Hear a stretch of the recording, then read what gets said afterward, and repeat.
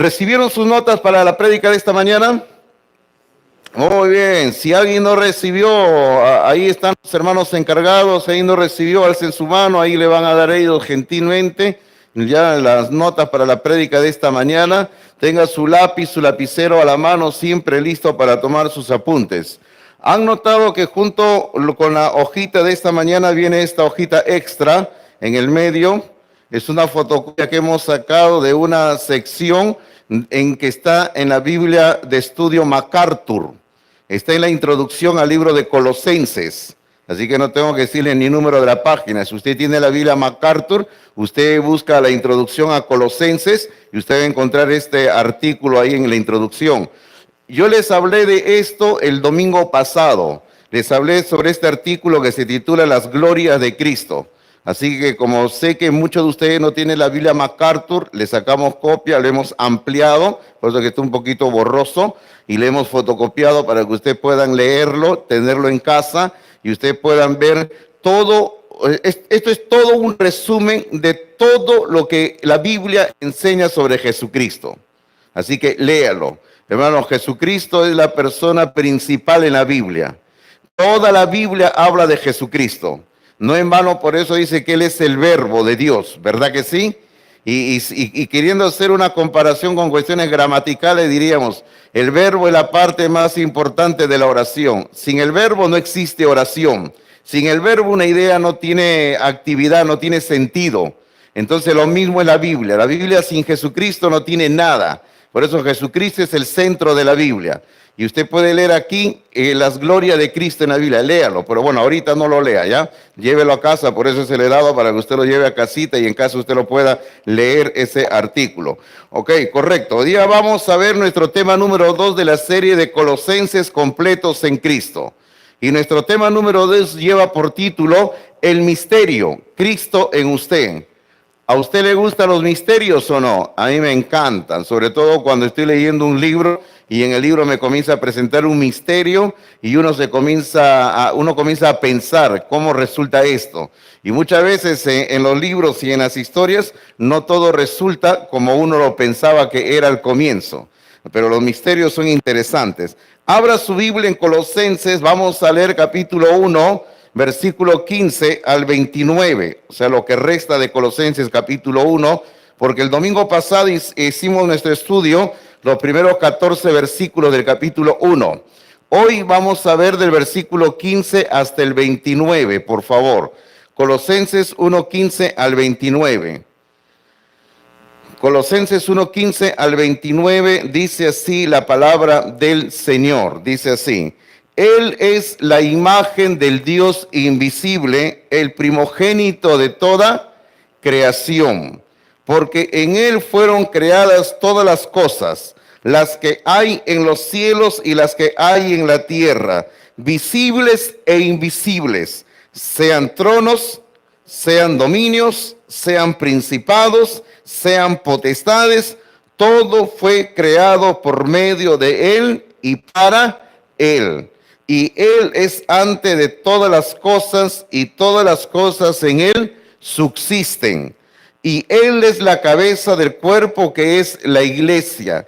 El que es el principio, el primogénito de entre los muertos, para que en todo tenga la preeminencia. Por cuanto agradó al Padre que en Él habitase toda plenitud, y por medio de Él reconciliar consigo todas las cosas, así las que están en la tierra como las que están en los cielos, haciendo la paz mediante la sangre de su cruz.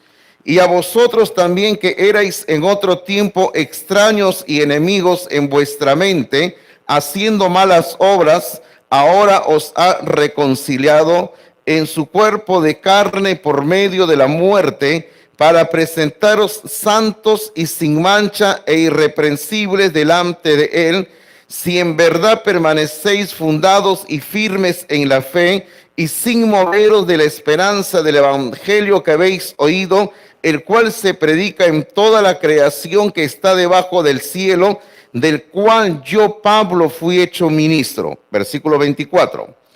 Ahora me gozo en lo que padezco por vosotros y cumplo en mi carne lo que falta de las aflicciones de Cristo por su cuerpo, que es la iglesia, de la cual fui hecho ministro según la administración de Dios que me fue dada para con vosotros, para que anuncie cumplidamente la palabra de Dios, el misterio que había estado oculto desde los siglos y edades, pero que ahora ha sido manifestado a sus santos, a quienes Dios dará a conocer las riquezas de la gloria de este misterio entre los gentiles, es Cristo en vosotros, la esperanza de gloria, a quien anunciamos amonestando a todo hombre y enseñando a todo hombre en toda sabiduría, a fin de presentar perfecto en Cristo Jesús a todo hombre, para lo cual también trabajo luchando según la potencia de Él,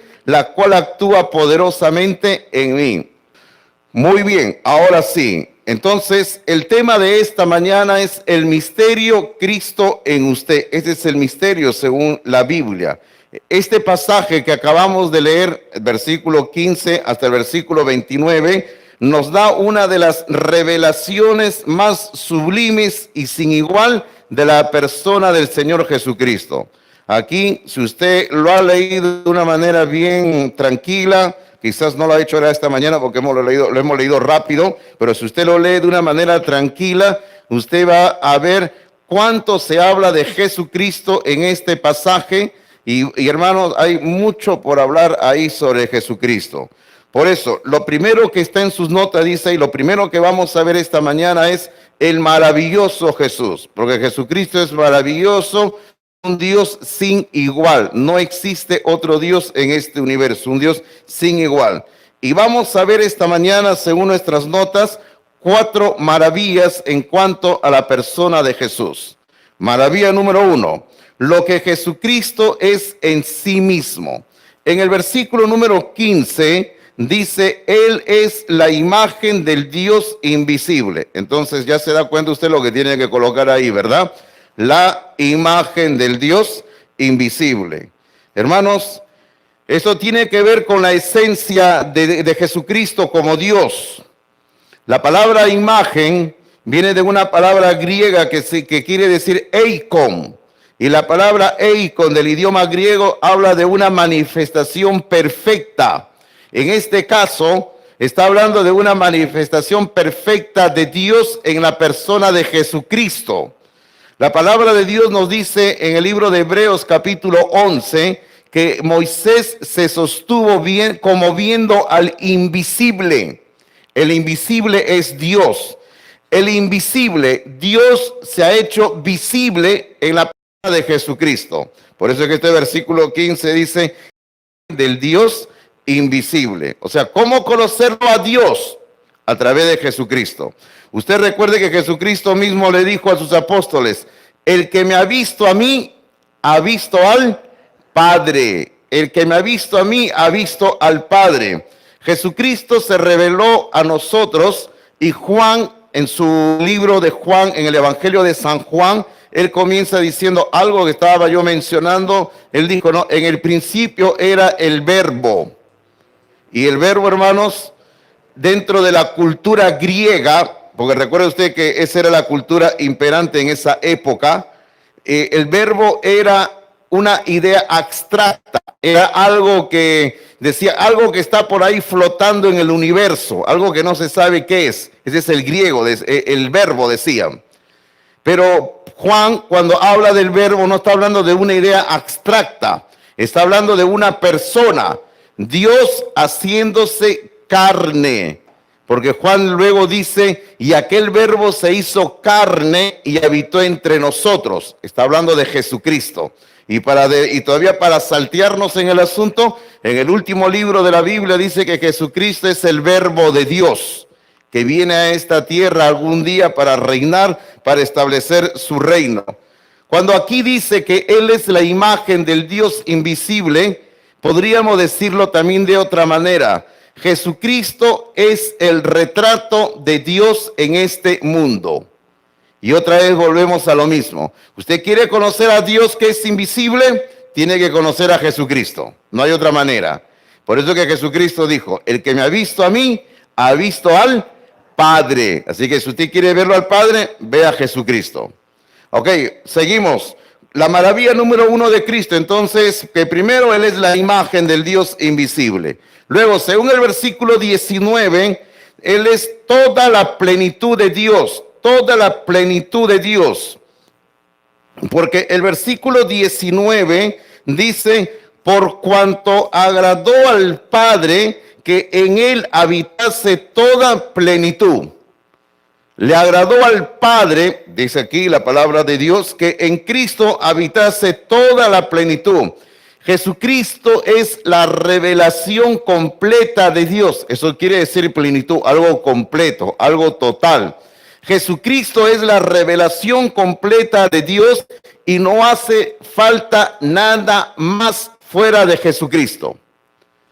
Hace años atrás recuerdo que una persona me hablaba y una persona que había tenido cierto contacto con la religión, el hinduismo, y me parece que también con algo de la religión de los maometanos, de Mahoma.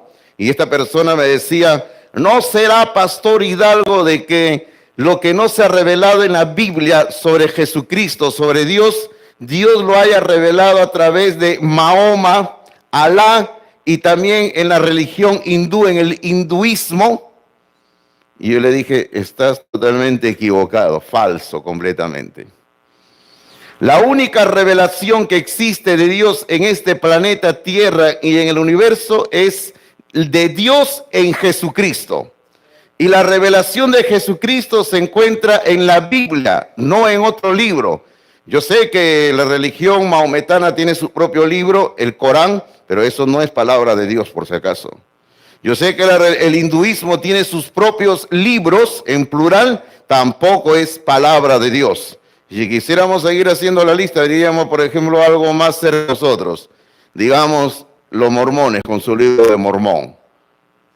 Ese libro de Mormón no es palabra de Dios, por si acaso, no se confunda. A pesar que está dividido en capítulos y versículos, eso nada tiene que ver, no es palabra de Dios.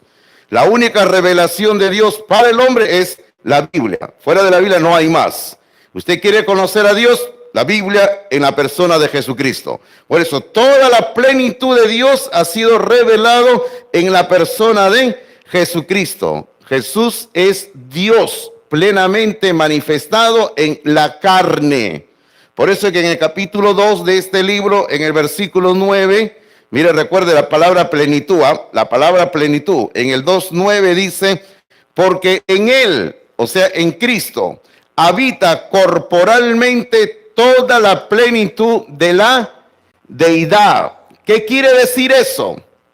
Quiere decir que en Cristo plenamente está manifestada la deidad, o sea, Dios. Que en Cristo plenamente se manifestó Dios. Hermano, Jesucristo, cuando estaba en esta tierra, en la carne, era 100% Dios. No era parcialmente Dios, era Dios totalmente en la carne. Por eso que Él estaba en toda la plenitud de la deidad aquí. Entonces, esto tiene que ver con la maravilla número 1 de Jesucristo, lo que Él es en sí mismo. ¿Y qué es Él en sí mismo? Dios. Dios en la carne. Jesucristo es Dios en la carne. Maravilla número 2, en sus notas, maravilla número 2, lo que Jesucristo es para la creación. Porque hermano, todo cuanto existe, vamos diciendo, todo cuanto existe en este vasto universo, o como algunos le llaman, algunos ya no hablan de universos, sino algunos hablan de multiversos, hablan así. Sea lo que sea, hay un universo, dos universos, o no sé cuántos puedan haber, lo que exista, todo ha sido creado por Dios. Dios es el creador de todo cuanto existe. ¿Y qué cosa es Jesucristo para el universo? En el punto número 3, en el versículo 15, por favor, versículo 15.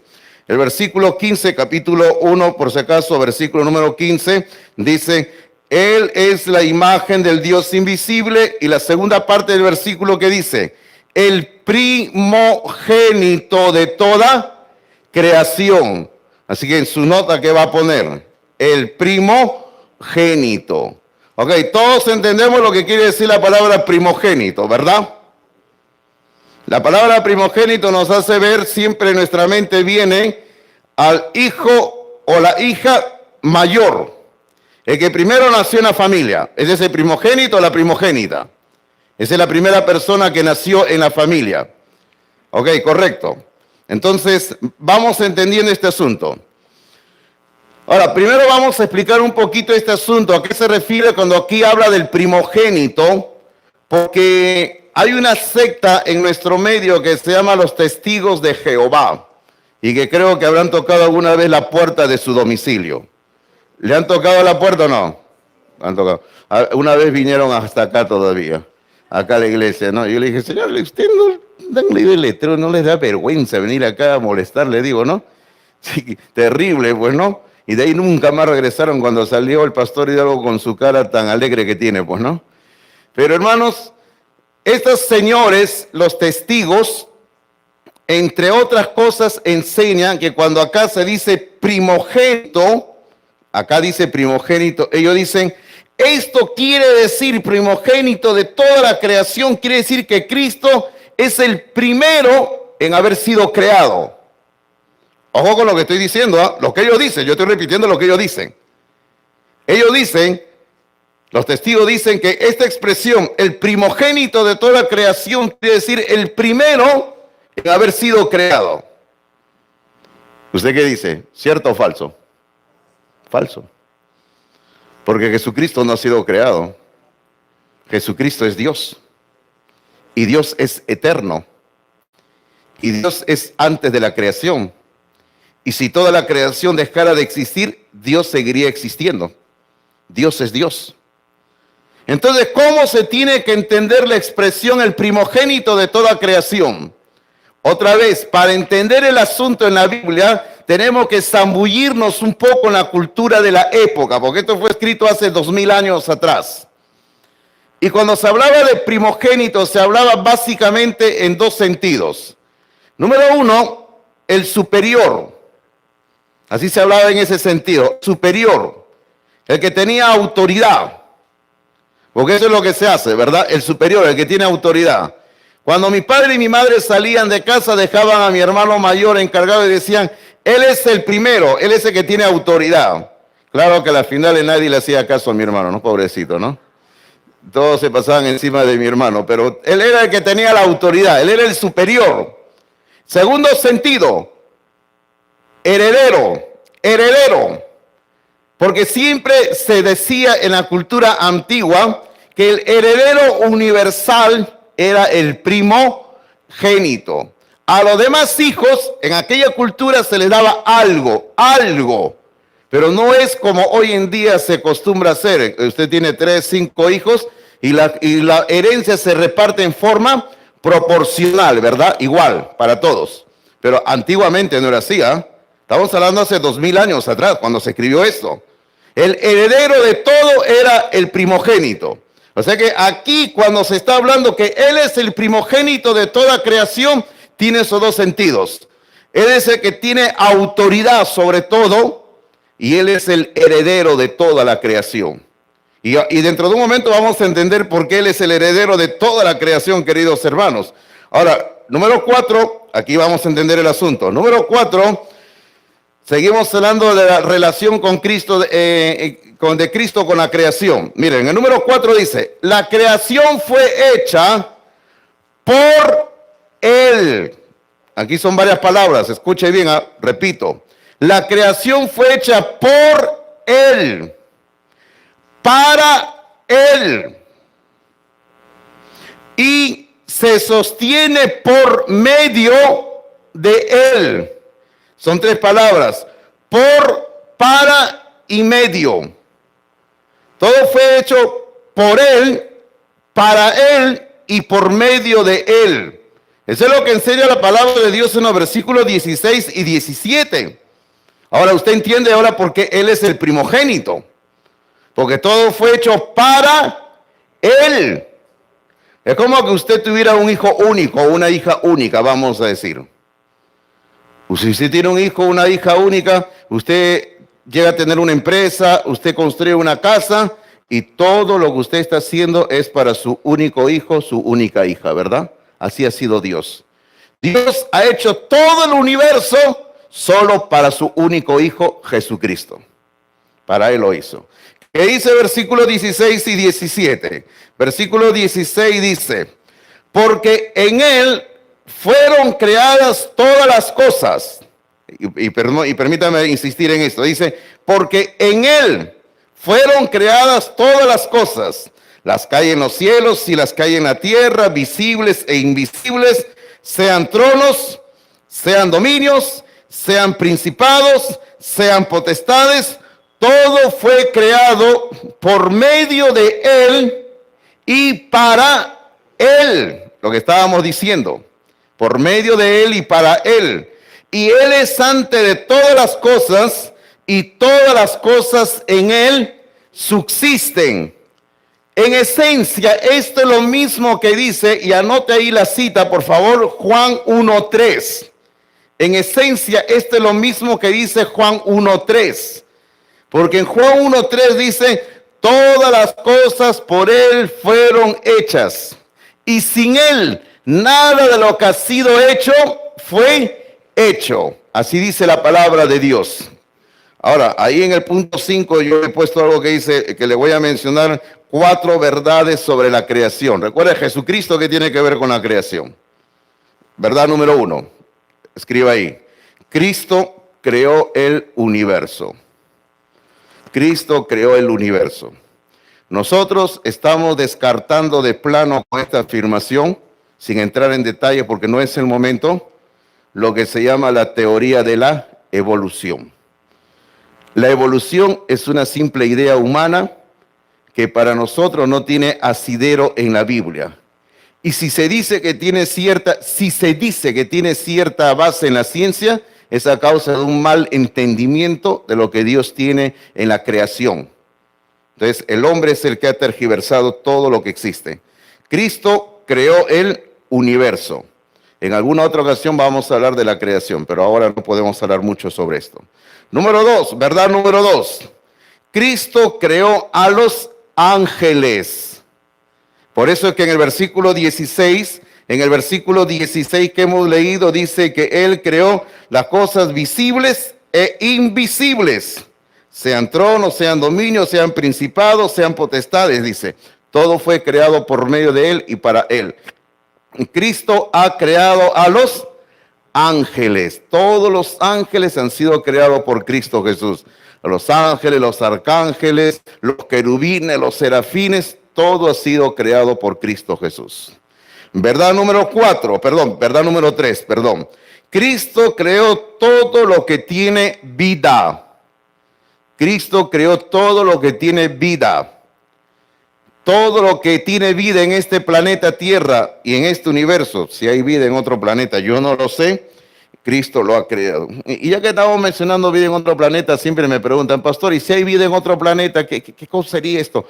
Y algunos me dicen, ¿cuál sería el problema? Le digo, ¿cuál sería el problema si hay vida en otro planeta?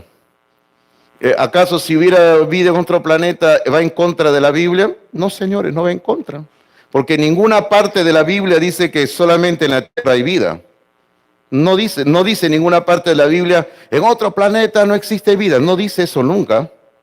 La Biblia dice que Dios creó el universo, se concentra en lo que ocurre en el planeta Tierra y nada más. Si hubiera vida en otro planeta, para empezar, yo no me preocupo de ese asunto. Ese es un asunto de Dios. Y yo me preocupo de lo que Dios dice en la Biblia para nosotros.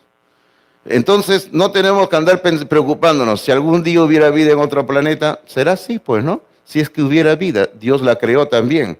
Usted no va a pensar que ahí existe la evolución, ¿no? Si hay vida, gracias a Dios. Ahí vamos a ver la grandeza de nuestro Creador. Así que dejemos el asunto ahí todavía. Verdad número 4. Cristo sustenta la creación. Cristo sustenta la creación.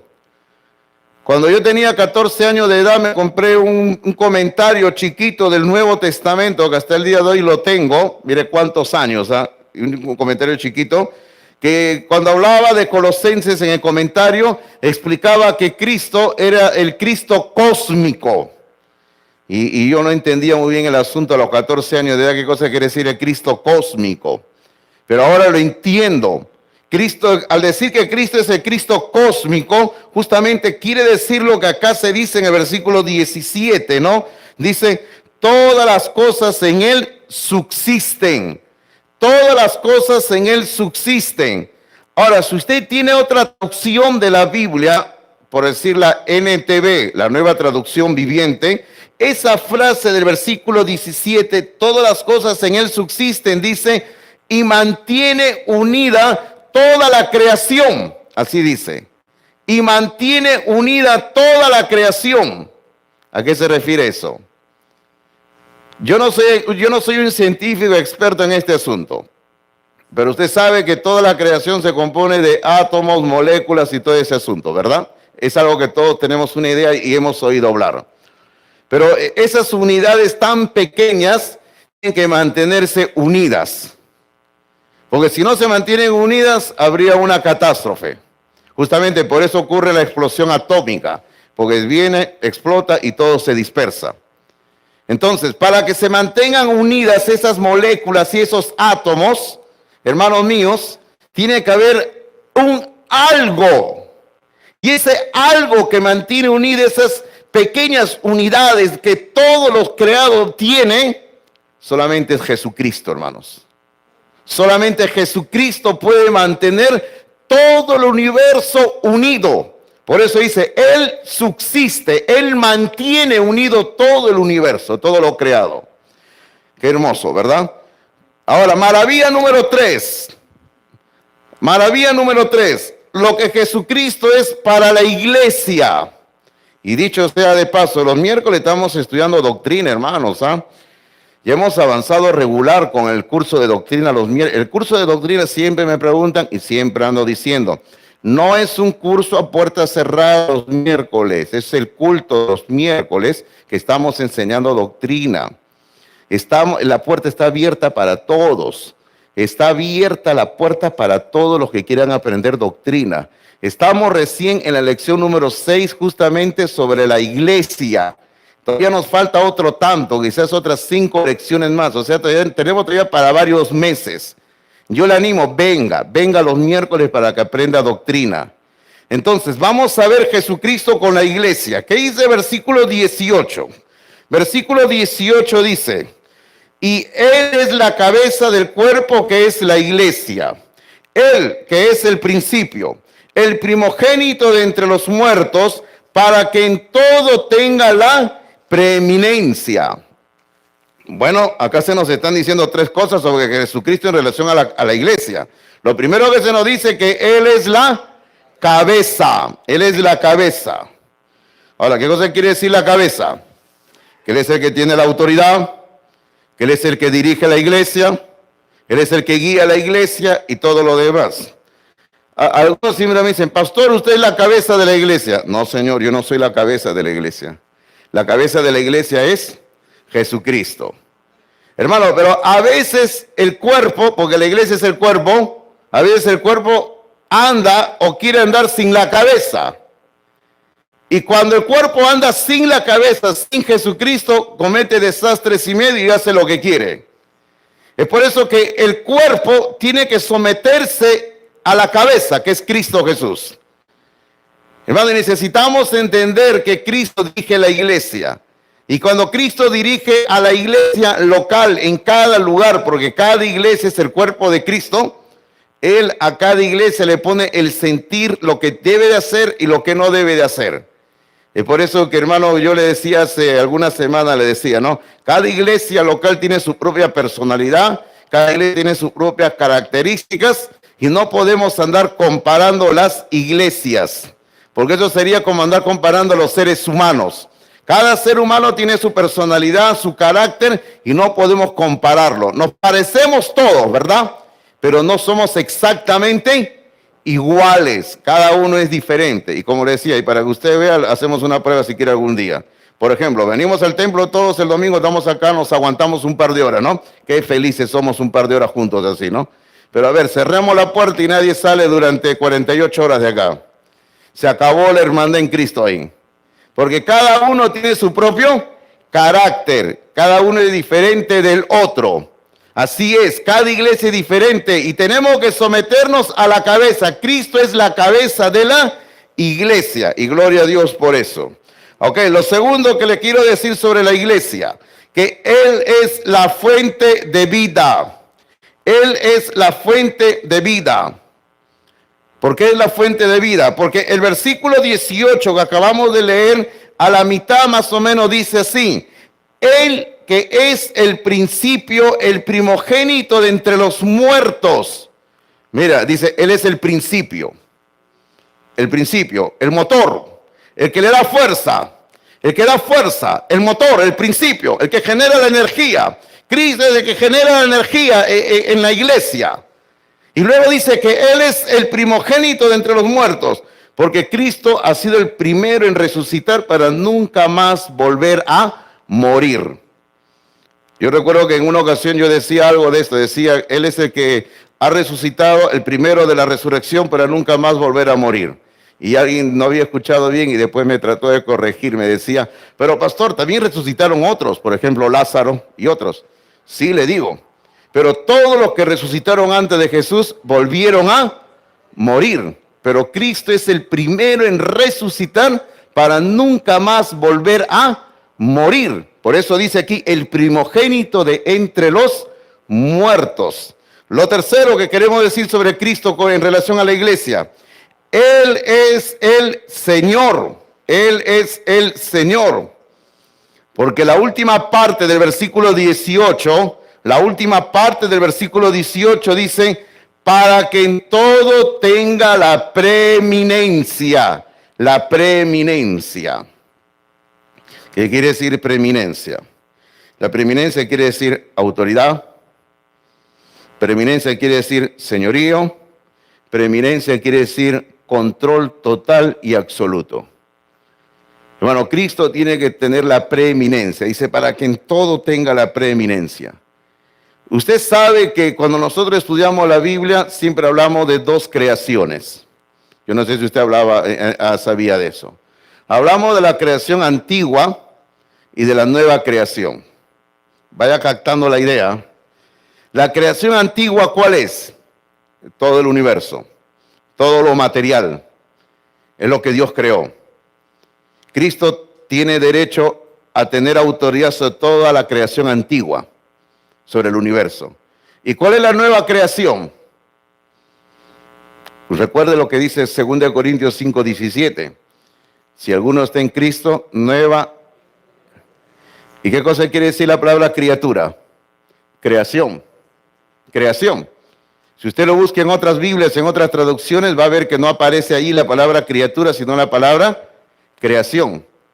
Entonces, cuando estamos en Cristo, somos una nueva creación, una nueva criatura, una nueva creación.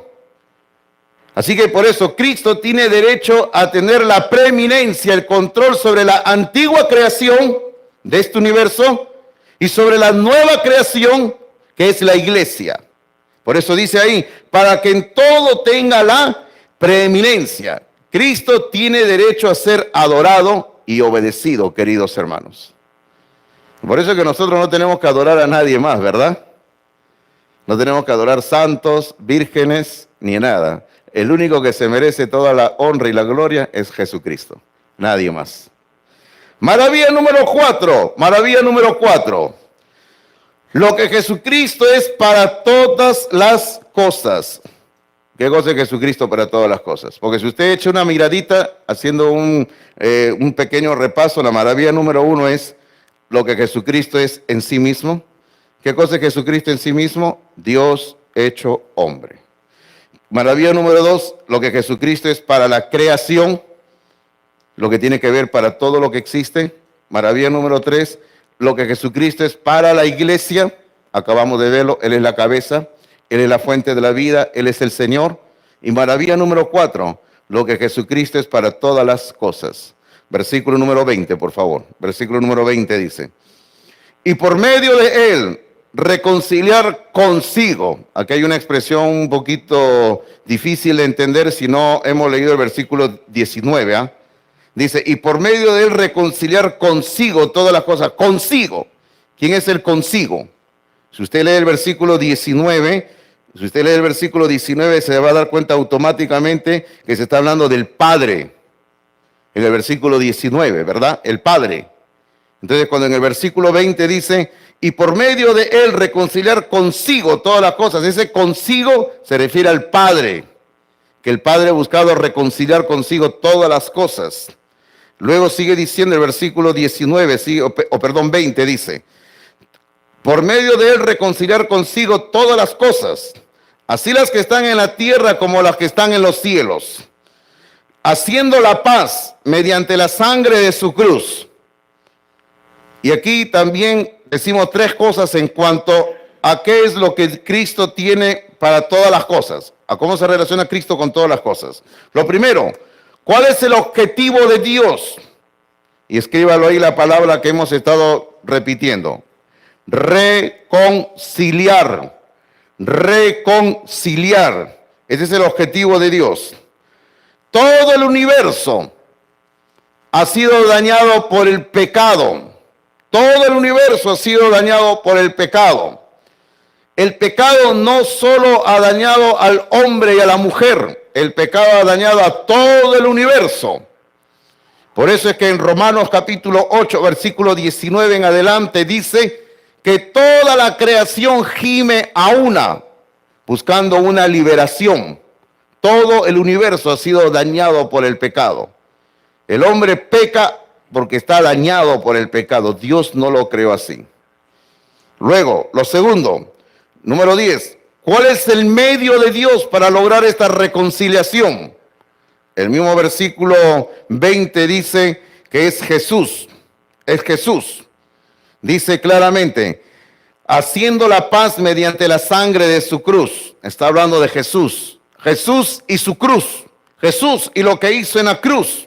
Él es el medio que Dios ha establecido para obtener reconciliación. No hay otro medio, no existe otra forma de obtener reconciliación con Dios, solamente a través de Jesucristo, nada más. Es por eso que Juan comienza su evangelio diciendo, he aquí el Cordero de Dios que quita el pecado del mundo. Porque la única manera de obtener reconciliación es a través de Jesucristo. No hay otra manera, no hay otro medio. Tercero, número 3 o número 11. ¿Cuál es el ofrecimiento de Dios? ¿Qué es lo que Dios le ofrece al hombre? ¿Usted se da cuenta en el versículo 20 qué es lo que Dios le ofrece al hombre?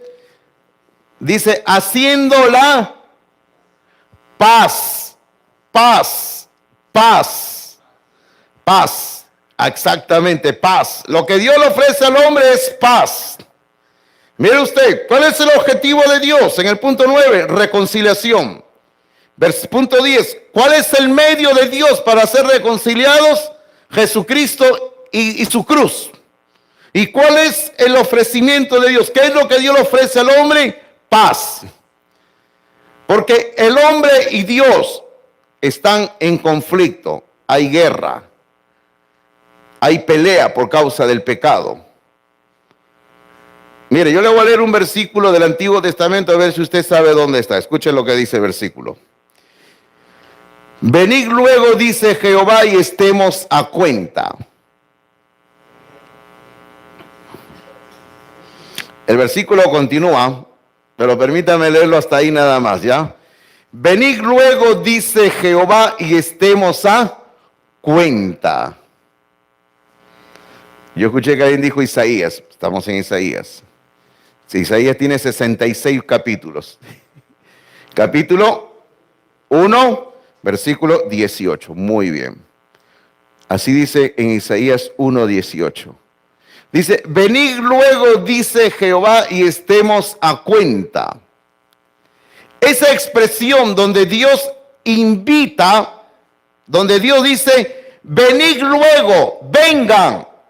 Y pongámonos a cuenta, era una expresión de la época que se usaba cuando habían dos ejércitos en un conflicto, en una guerra, y cuando querían conversar para llegar a una negociación de paz. Entonces se invitaban mutuamente, decía, vengan y pongámonos a cuenta y arreglemos nuestro problema. Entonces Dios, ahí en Isaías 1:18, no he acabado de leer el versículo completo, dice, venid luego, dice Jehová, y estemos a cuenta.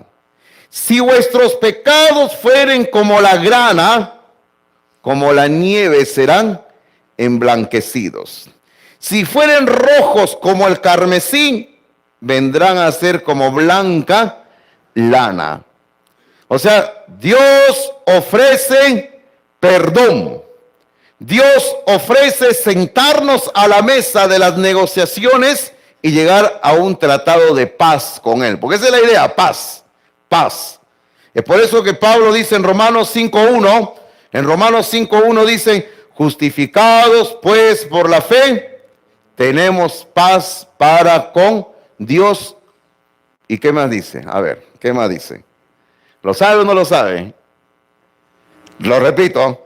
Justificados pues por la fe, tenemos paz para con Dios. Por medio de nuestro Señor Jesucristo. O sea, ¿hay paz? Sí hay paz. ¿Podemos tener paz? Sí podemos tener paz. ¿Pero cómo? Solo por medio de Jesucristo. Hace un tiempo una persona me contaba de que no paraba tranquila esta persona. Y esta persona me contaba de que había ido al médico, físicamente no tenía nada. La derivaron al especialista que tiene que ver con la mente. No necesariamente porque la persona está loca por si acaso, algún problema, ¿no? Entonces el especialista, el médico, sencillamente le recetó tranquilizantes, pastillas para dormir y todo lo demás. Porque cuando uno está así, hermanos, uno comienza a quejarse de problemas, dolores físicos. Y usted sabe que hay muchos dolores físicos que no son físicos, sino son producto de problemas mentales, ¿verdad? Ahora, y todo eso es cuando uno no está en paz.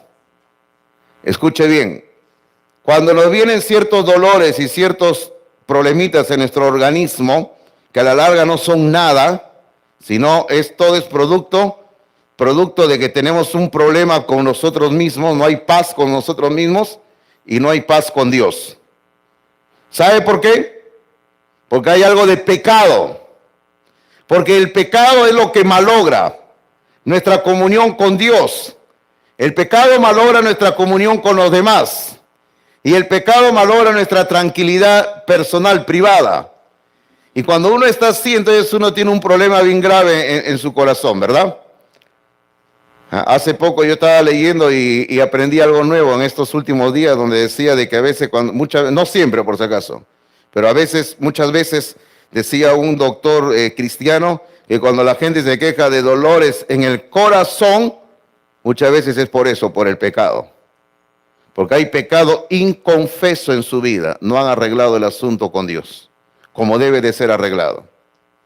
Y entonces pasa el tiempo y están ahí cargando el pecado.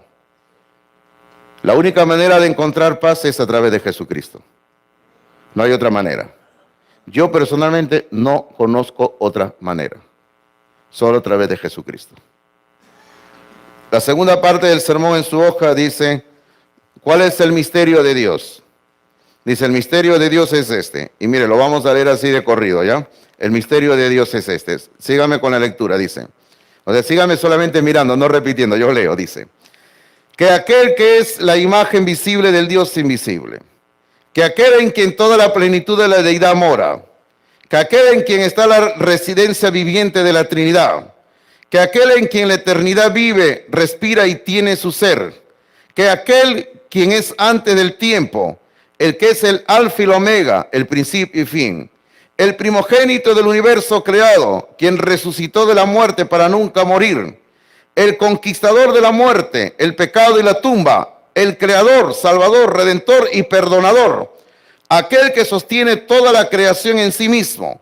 Aquel que es el poder de gloria y fuerza. La cabeza, autoridad y fuente de la iglesia. Aquel por medio de quien todas las cosas fueron creadas.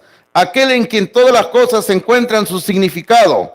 aquel que reconcilió todas las cosas en el cielo y en la tierra con Dios, aquel que clavó en la cruenta cruz cada ley, cada regla y cada norma que condenaría al pueblo de Dios, aquel quien es supremo en todo reino y sostiene el primer lugar en todas las cosas, el Hijo del Padre, aquel cuyo significado no tiene igual en toda la historia humana, aquel que tiene el título de dueño de todo el universo, este glorioso, ilimitado, asombroso, increíble, expansible, incomparable, maravilloso, sensacional, majestuoso, poderoso, inigualable, espectacular, excepcional, tremendo, inmensamente infinito, enorme, triunfante, victorioso, precioso, radiante, sin igual y magnífico Cristo, ha manifestado que el lugar donde Él quiere que toda su magnificencia more es Cristo dentro de usted.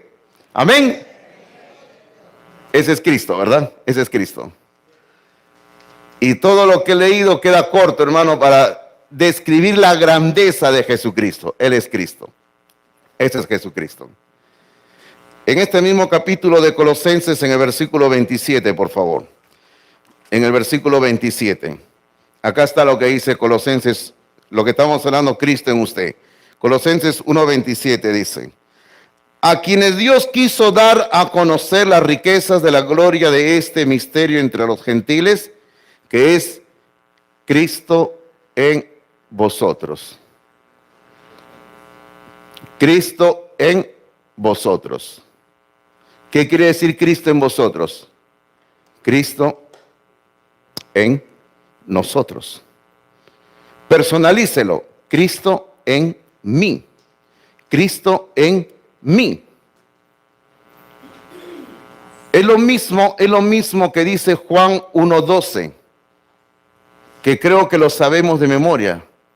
Mas a todos los que le recibieron, a todos los que le recibieron, a los que creen en su nombre, les dio potestad de ser hechos hijos de Dios.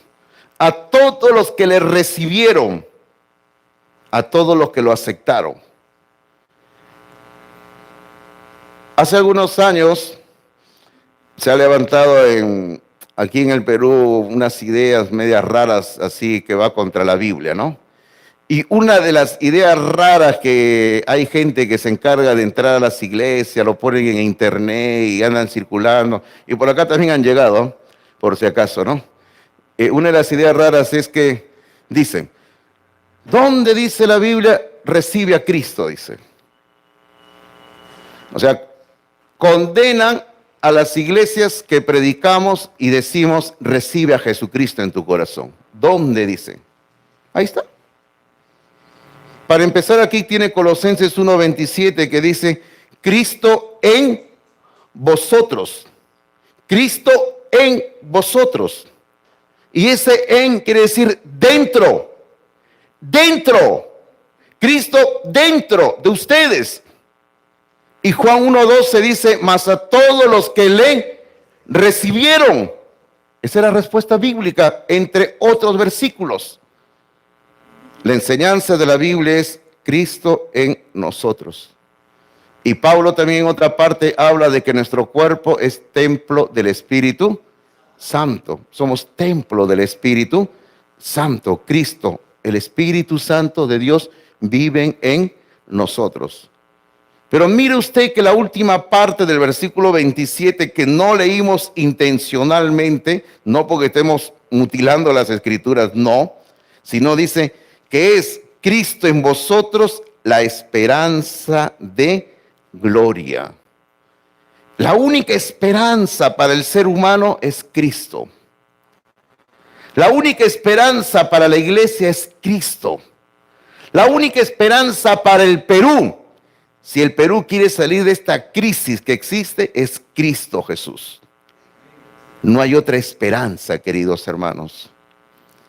Si usted ha recibido a Cristo en su corazón, este recibir a Cristo tiene que producir cambios. Si usted recibió a Cristo en su corazón y todo sigue igual que siempre, entonces usted no ha recibido a Cristo. Usted se ha vuelto un simple religioso. Usted ha cambiado la religión, usted cambió la etiqueta nada más. Usted antes pertenecía a una religión y ahora se ha vuelto evangélico, se ha vuelto bautista. Y todo sigue normal. No ha pasado nada en la vida. Ahora la diferencia es que usted carga la Biblia los domingos nada más. Y a veces ya ni la carga, ¿no? Porque la llevan en el celular ya. Así que, si su vida de usted no ha cambiado nada, entonces usted no es cristiano, usted se ha vuelto un religioso nada más. Porque cuando uno tiene a Cristo en usted, esto produce cambios. Por eso dice, nueva criatura es una nueva creación.